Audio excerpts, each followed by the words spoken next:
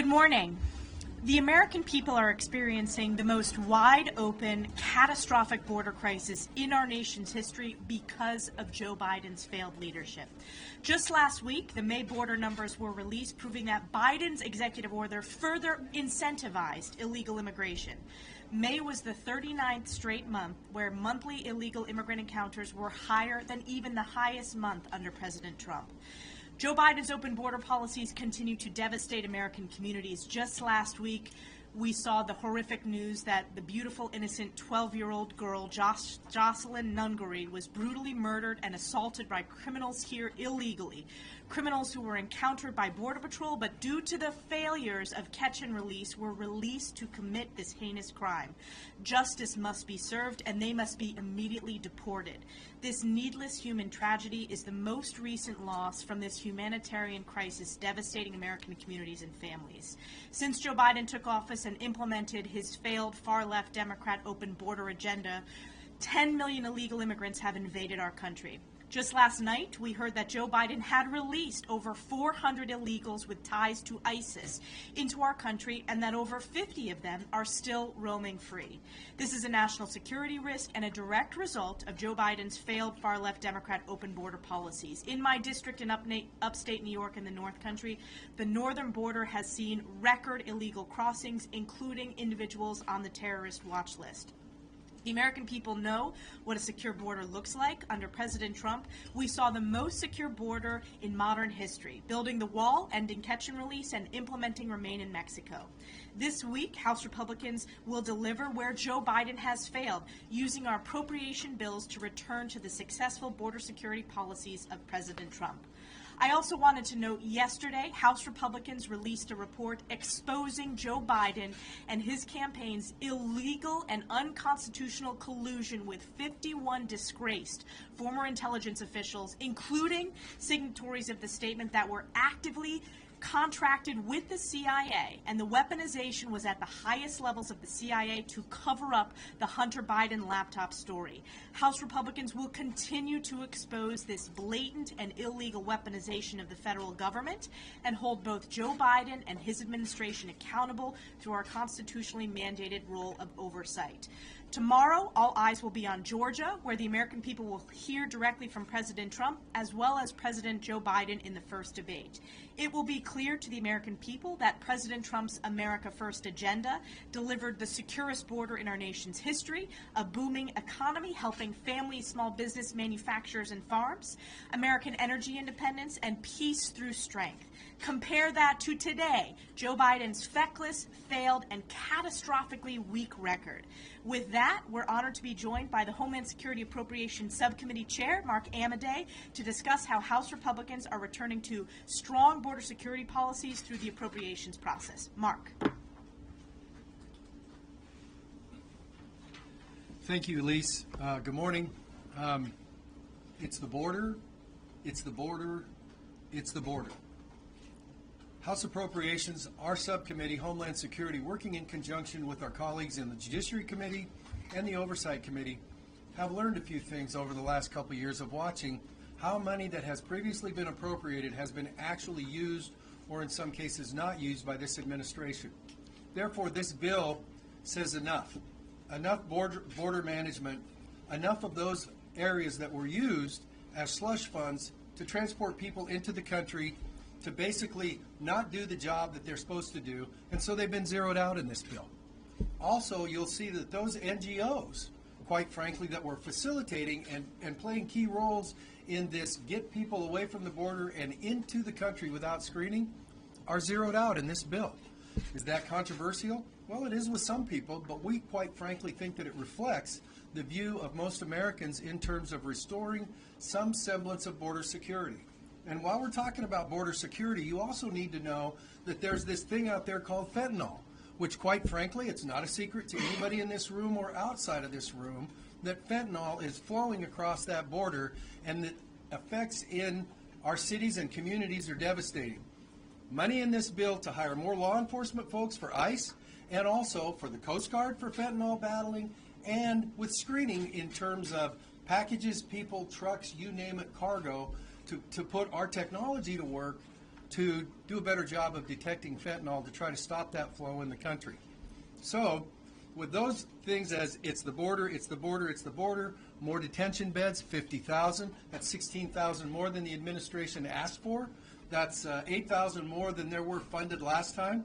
And oh, by the way, ICE and Border Patrol, as far as their personnel, are very well taken care of in this bill so that they have the nod, at least from this committee and this House of Congress, to say we value what you're doing and keep up the good work, and we're there for you. So with that, I yield back. Thank you, Madam Chair. Tomorrow, I'll join the rest of the country in watching President Trump tout his record of historic success, while Joe Biden, he's going to have to defend his record of historic failure. I'm sure Biden will try his famous tactic of telling the American people not to believe their lying eyes when it comes to the devastation that he has caused in the past 3 years.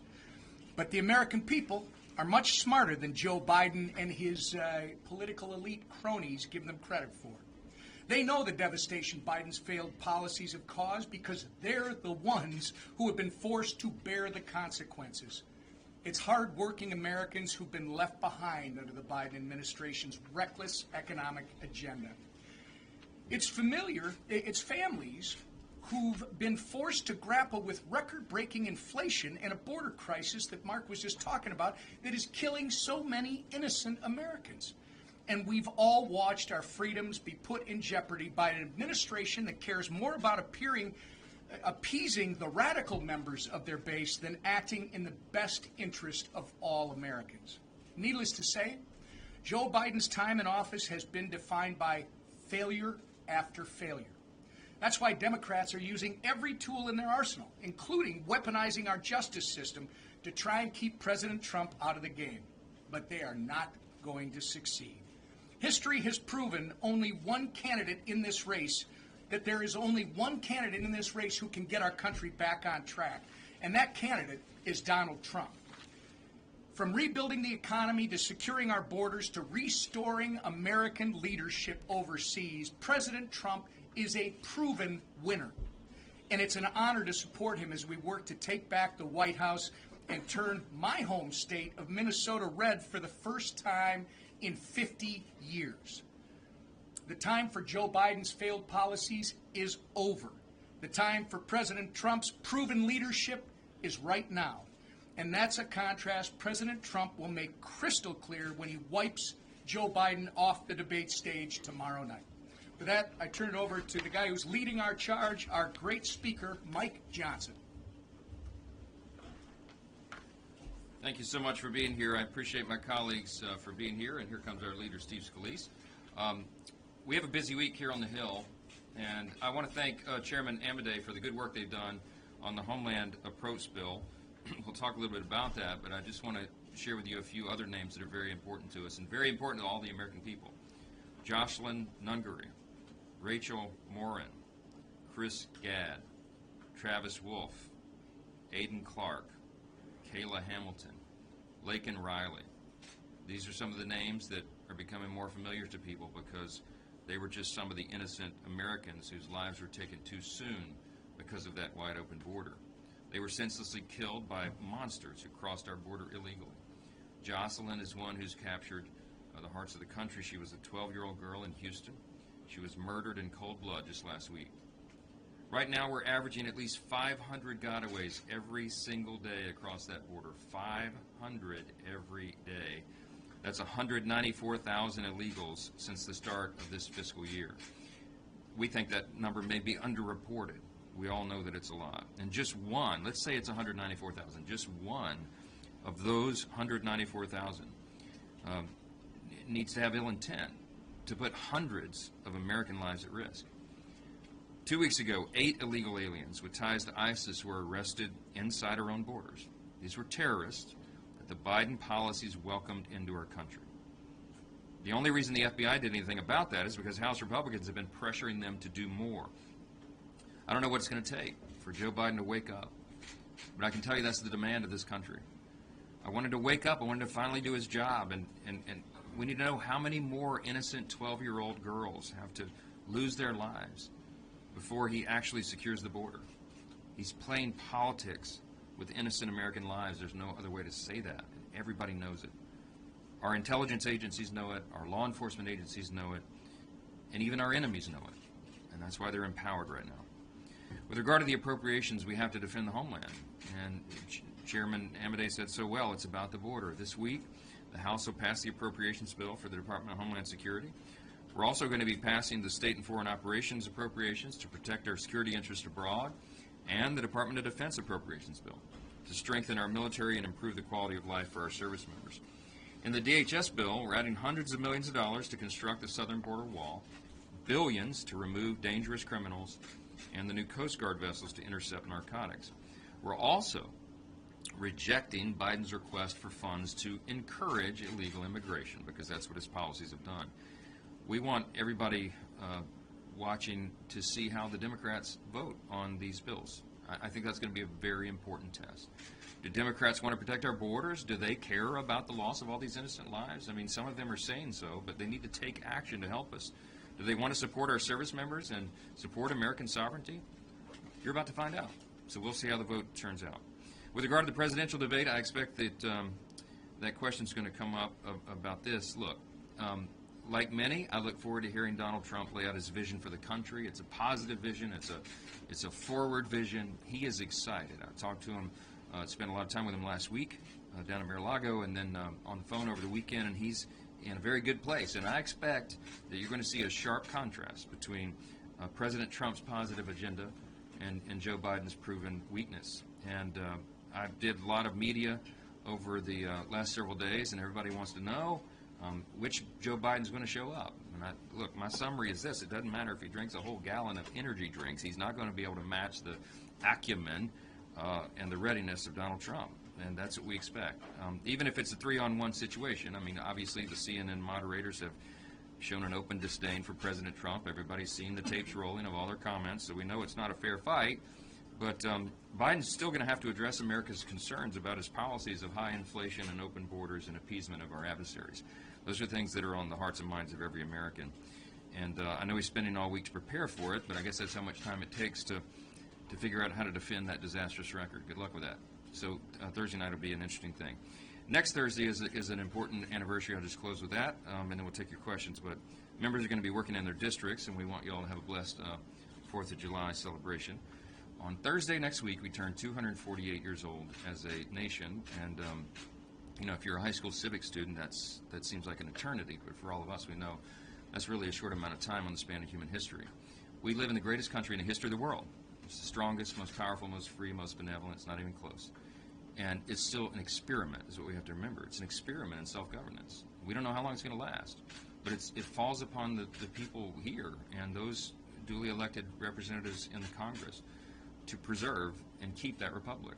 We're serious about that, and the weight of it would be heavy. The burden would be great if we did not have great faith that we're going to be able to do this, and we will. Steve, you want to let me let our majority leader say a word here, and then I'll take questions. Thank you, Mr. Speaker, and I'm glad he talked about the debate, because I think record numbers of people will be watching all across the country. The stakes have never been higher for where our country is and where we need to go. And you know, when you talk to President Trump, he recognizes the struggles that families are facing. You can see him. I was with him in Milwaukee last week when he was talking to thousands of people at a rally there, you know, continuing to talk about what he would do to secure the border, what he would do to help lower costs at places like grocery stores where, you know, the Biden administration officials, we just saw Janet Yellen yesterday acting like there's really no problem at the grocery store.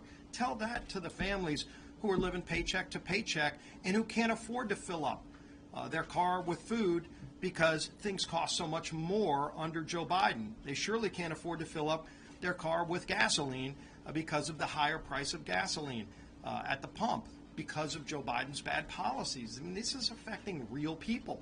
It might not affect the people, the elites that are running the government right now, and the folks in the Beltway that just seem to be immune from the realities of what hardworking families are facing. But President Trump knows those problems, but more importantly, President Trump knows how to fix those problems because he had a secure border before. It wasn't easy to get. You know, you can all research the story of Remain in Mexico. a very effective policy that President Trump negotiated with Mexico, who was reluctant to go there initially, but ultimately figured out a way to finally sign that agreement. You know, he got peace agreements with Middle Eastern countries, the Abraham Accords. President Trump helped negotiate those agreements. Today, the Middle East is on fire. The rest of the world is on fire because of Biden's failed policies. So I think it's going to be a robust discussion about how to fix those problems. And here on the House floor, we're going to continue to address those problems through the appropriations bills. As Representative Amodei talked about with the Homeland Security bill, you know, so many things that we're doing here in the House to focus on how to secure the border so we don't have more terrorists come in. I mean, Joe Biden has opened up the border to unlimited number of terrorists. We just had another report the other day of terrorists arrested. How many terrorists are already in our country because Joe Biden opened the southern border? And so, as the Speaker talked about, when we have these votes, and on so many of these, unfortunately, every Democrat in the House has voted against securing America's border. How out of touch are they with the American people when over 75% of the American people cite that as their #1 problem? And yet Washington Democrats don't care about the open southern border. I think all of this is going to be discussed Thursday night. I eagerly anticipate hearing and watching a robust debate. And hopefully it's a debate that just focuses on the issues, and it's the two candidates for president that we're talking about the day after, not the interjections of the moderators. Let's actually focus on issues and how to solve problems, and I think that's what we're going to hear. With that, let's bring up our speaker again. Got a few questions? Yes, sir. One of the concrete proposals that President Trump has talked about is exempting tipped wages from taxation. Is there any thought of trying to pass that in this House? If it's such a good idea, why not do it now? It's a great idea. I don't know if we'd have the votes in the Senate, that's for certain. I expect all the Republicans would be in favor of it. We're going to be working on a very aggressive first 100 days agenda, as you've heard me speak about before, and lots of the Trump ideas will be included in that. I can tell you that his proposal about taxes on tips has been very favorably received across the country. I've been traveling nonstop. I was in 5 different states last week alone, over 6 days, doing just scores of events everywhere. And that's something people are talking about. I think he's tapped into something there. I was a former waiter. Many of us waited tables. I'm sure you're all former bartenders and waiters, and you know what that would mean to us. I mean, I was one of those, Boy Scouts who, actually reported what I made. So I didn't make much doing that, but it would be a great boost to people who are trying to make a living that way. And I think they receive it that way. It's a great idea, and one we're talking about. We'll pass it as soon as we can. Yep. What do you think of this inherent resolution, Congressman? Do you feel that's a distraction from some of the work that you guys have going on in committees here with regards to other 100% of the House Republicans, we just had our conference meeting this morning, everybody is in agreement on the objective, and that is to have access to that audio tape. We need it. We've talked about it here with this group before, is that we've got to have the audio tape to confirm what is on the written transcript. There's been admission that they edited the transcript in some ways. We need to know in what ways, and why is it so important? Because the special counsel had a long sit-down with President Biden, and we have the responsibility of oversight in investigating the matter and investigating how the special counsel handled that and why he made the ultimate decision that he did not to bring charges. So this is a really important and appropriate thing. They turned over the transcript. They have no colorable argument whatsoever on why the audio should not be accessible. So the Judiciary Committee, and I guess this is breaking news, maybe you know, we are going to file suit next week against the Department of Justice to enforce that subpoena. We'll go to district court here in D.C., which is the appropriate venue, and we will fight vigorously to get it. In the meantime, there are a lot of different ideas and discussions that people are brainstorming on how might we acquire access to those tapes, and we're looking at all avenues. I've talked to Anna Paulina Luna and other colleagues about various ideas, but I don't think anything's been settled on as of yet. We're going to be as aggressive as we can and use every tool in our arsenal to make sure that it happens, because we have an obligation on the Constitution to do it. So, yes, sir. Secretary Mayorkas is down at the Tucson border today, touting President Biden's 40% drop in the asylum process. Your thoughts on that? I could give you 90 minutes on Mayorkas this morning. We impeached him for a reason. I think he's the singularly worst cabinet secretary in the history of the United States. I think he's lied to Congress. He's lied repeatedly in lots of venues. they engineered the open border. You've heard me say it before. We documented 64 specific executive actions that Joe Biden and Mayorkas, as his accomplice, did to open that border wide, and we all know the catastrophe that has come from it. We're going to be dealing with the fallout for this for decades to come, and even if we are able to begin the largest deportation project, as President Trump has discussed, in the history of our country, it will be very difficult to find so many of these dangerous people because they have disappeared into the country, and that's why the FBI directors testified to Congress and said all their red lights are flashing. We're in a dangerous, dangerous period because we have dangerous people here. When we went down to Eagle Pass January 3rd this year, we had the largest visit of congressmen down there. You've heard me talk about this event because it was so stirring to us. And they told us that 70%, estimated 70% of the people who crossed at Eagle Pass illegally are single adult males between the ages of 18 and 49. These are not huddled masses of families seeking, refuge from persecution in their home country. Most of these people, most of these people are potentially dangerous folks coming here with ill design. And I shudder to think that anybody, Mayorkas or anybody in his, in that chain of leadership could go to the border and try to pretend like they've done something positive for the country. They subjected every single one of us to potential danger and violent crime, just like the names of these innocent American victims who have already been subjected to this. For them to try to tout anything as a win is detestable to me. Detestable to me. Mr. Front row. One of the things that you ran on when you became Speaker was regular order, and one of your tenets in that was doing a budget resolution. You guys have not done a budget resolution this year. You're already going forward with appropriations. There's going to be another fight over the top line number, apparently, with the Senate. I guess, first of all, A, why have you not done a budget resolution? And B, does that have anything to do with the idea of doing 2 rounds of reconciliation next year, and thus keeping that resolution in check as one of those goals in check? Yeah, we're trying to rebuild muscle memory here, and returning to regular order is a very difficult thing because it hasn't been done here in a long, long time. And when it comes to appropriations, you see us working very vigorously, very aggressively on a schedule that the leader has put together, and all of us with the leadership team to try to get all 12 of these separate appropriations bills through the process. By the end of this week, with the 3 bills that are on the floor this week, we will have 60% of the federal government funded, just with the bills that have already been done. So there's a lot of deliberative work being done on a very quick process, but an appropriate process where the committees of jurisdiction and all members have ability to understand what's being discussed and debated and to bring amendments and all the rest. So we are forcing regular order back. The budget reconciliation process is a big part of the plan. We've made no secret about that. We want to be very aggressive in the use of that within the confines of the law and tradition, but to use it expansively as our Democrat colleagues did in the last couple rounds. And we think there's a lot of promise for that. We want to cut taxes, cut regulations, and achieve real policy victories for the American people, and we think the reconciliation process is part of that. I went to lunch week before last, Wednesday, and met with the Senate Republicans. We talked about some of this at length. I think there is broad partisan agreement between the Republicans in the House and Senate on the use of this, and that we want to do big things because we need to do that for the American people. We owe it to them, and there are big problems to fix. So that's going to be a part of it. We're continuing to advance it as best we can, and we're working around the clock to get that done. So thank you all for being here. We appreciate it. Thank you.